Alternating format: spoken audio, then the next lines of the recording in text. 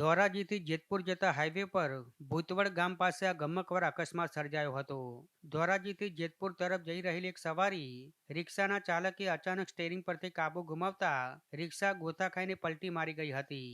રિક્ષા પલટી ખાઈ જતા તેમાં સવાર 4 વ્યક્તિઓ ગંભીર અકસ્માતનો ભોગ બન્યા હતા, જેમાં 50 વર્ષીય શોભાબેન વલ્લભભાઈ સોંદરવા નામની મહિલાને ગંભીર ઇજાઓ પહોંચતા તેમનું કમકમાટી ભર્યું મોત નીપજ્યું હતું. અકસ્માત સર્જાતા જ હાઈવે પરથી પસાર થતા વાહન ચાલકો અને સ્થાનિક લોકો બચાવ કામગીરી માટે ઘટના સ્થળે દોડી આવ્યા હતા અને ઈજાગ્રસ્તોને તાત્કાલિક 108 એમ્બ્યુલન્સ મારફતે ધોરાજીની સરકારી સિવિલ હોસ્પિટલમાં ખસેડ્યા હતા, જ્યાં હોસ્પિટલ ખાતે ઈજાગ્રસ્તોની હાલત વધુ નાજુક અને ગંભીર જણાતા તબીબો દ્વારા પ્રાથમિક સારવાર આપ્યા બાદ વધુ સારવાર અર્થે જૂનાગઢ હોસ્પિટલ ખાતે રિફર કરવામાં આવ્યા હતા. ત્યારે અકસ્માતની આ ગોઝારી ઘટનાને લઈ મૃતકના પરિવારજનોમાં ભારે આક્રંદ અને શોકનું મોજું ફરી વળ્યું છે.